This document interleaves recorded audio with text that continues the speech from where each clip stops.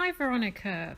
Great to have you on the show today. Folks, we've got Veronika Sebesta here today, and Veronika is a great person for using NLP, and she's here today to talk to us about how she found that it helped her in her life and her career. Hi. So, Veronika, would you like to tell us about yourself, where you come from, and who you are, what you do?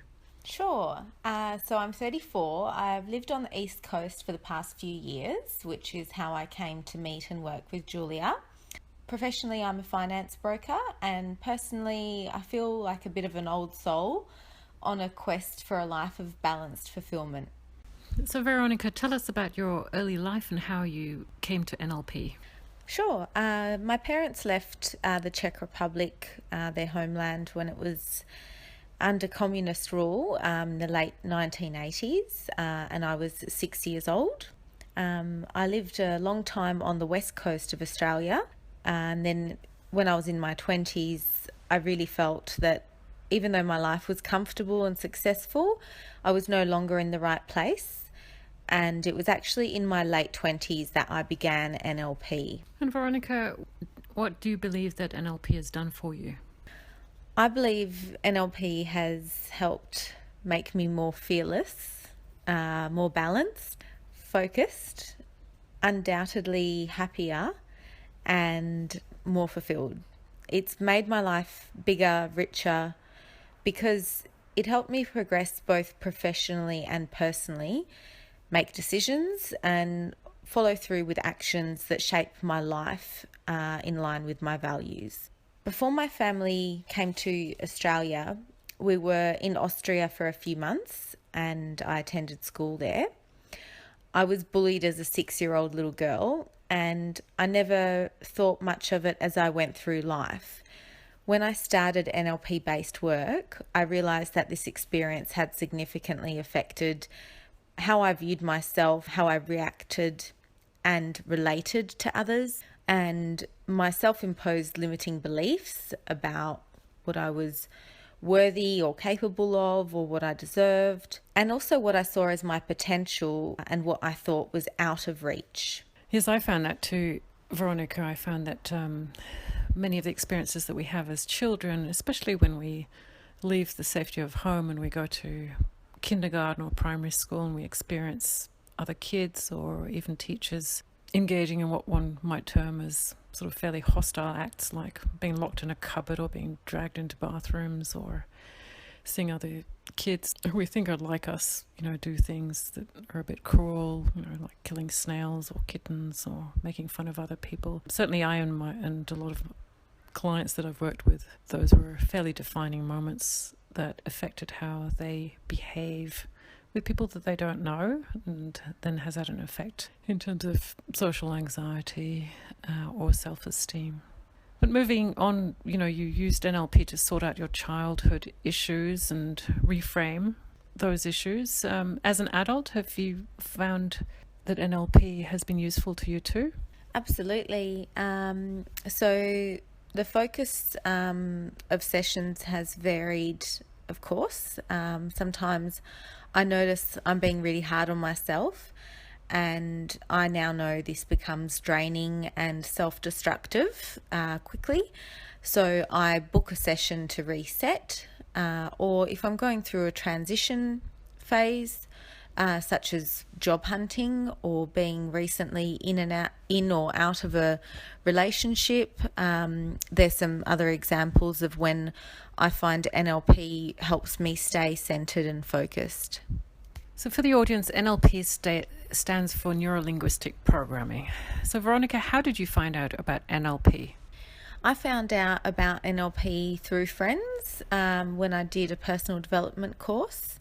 The course drew upon NLP concepts, and it was a gate opener to my own sessions with practitioners one-on-one that were to follow. NLP has different applications and it means different things to different people. So I guess it's a lot like yoga in the way that it's similar yet unique for each person. So Veronika, were you concerned when you tried it for the first time? Honestly, no. I really felt I had nothing to lose other than spending more time stuck in ways that were no longer working for me. It also helped that I knew some very high achieving, wonderful people who use NLP, because with NLP, it's really never too early and never too late. So, Veronika, just out of interest, why do you think NLP works? I mean, I know when I talk to my clients, I have to explain how it works, but, you've actually been through the process. So I guess, using your language, why do you think it works for you? Well, after an NLP session, it's simply easier and more natural to choose as you know you want to, and thereby get closer to your goals. This is because you could say you're upgrading your subconscious software. We've all updated our computer or phone software in our lifetime, but how many of us have taken the time to upgrade the software that steers us through life? I like that analogy about software being upgraded. So in what kind of situations do you think, or do you find yourself deciding it's time for an upgrade of software? So I think a lot of us know we'd be better off changing something in our lives or a habit, and yet we seem to make limited progress with that change, or barely make a start, and then realise we have again fallen for the same pitfalls or distractions, even though we consciously know better. And you stop and think through it later, and you can't believe you chose as you did. And this is because what you know is conscious. So you know you want to choose differently, and why. Only the subconscious is many times more powerful than the conscious mind. And in times of stress or pressure, it's our subconscious that governs our behavior. So with NLP, this upgrading of the subconscious software means that even in those circumstances of stress, we're much more likely to naturally choose what we know we want to be choosing and doing.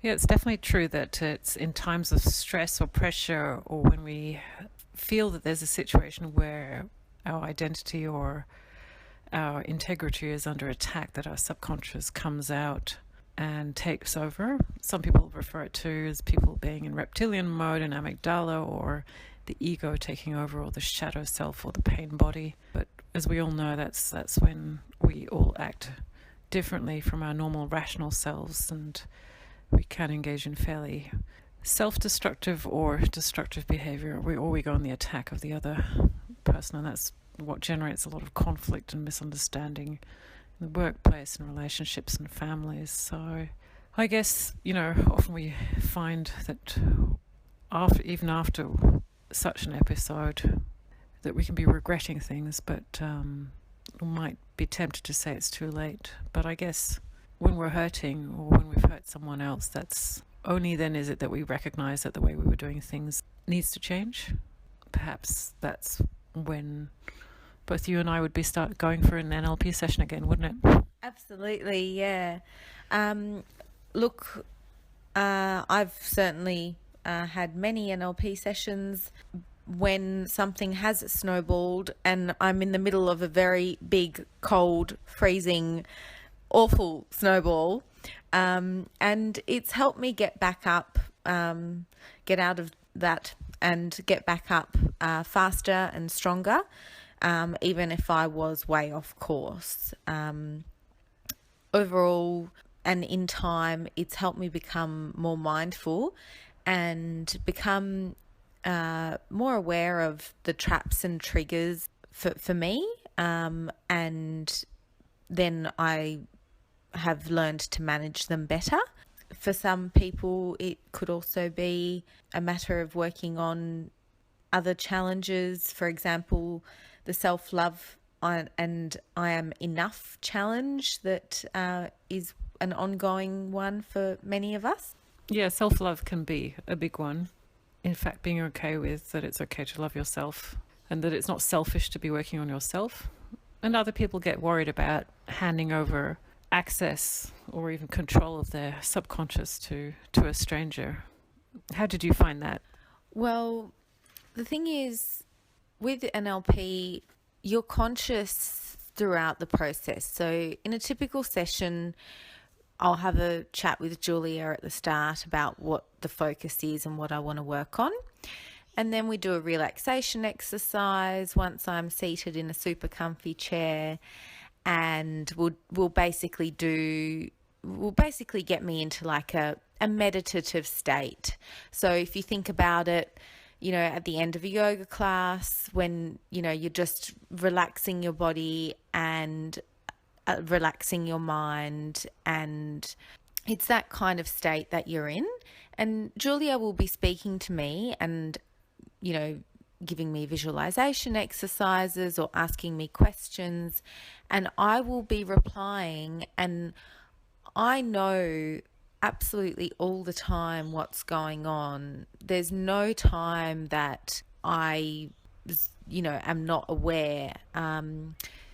So to the point where occasionally, if air conditioning is switched on and off, I can hear the beep of the remote control, or if Julia pours herself a glass of water, I'm aware of that. So I'm still present, but it's like faint background noise to me when we're in a session, because my focus is on what we're working on and the topic that we're working on.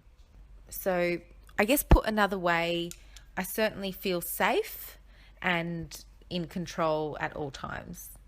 Thank you, Veronika. Really appreciate the fact that you came in today and shared with us in the podcast how you used NLP to overcome challenges from the past and reset yourself for the future. You're most welcome, Julia. It's been great. And I'm happy to dedicate time to explaining NLP and encouraging others to try it, because I really believe it can make their lives brighter and richer. Talking of riches, that's an area that you work in, isn't it, in the finance industry? Yes, that's right. I'm a finance broker. And what do you do as a finance broker?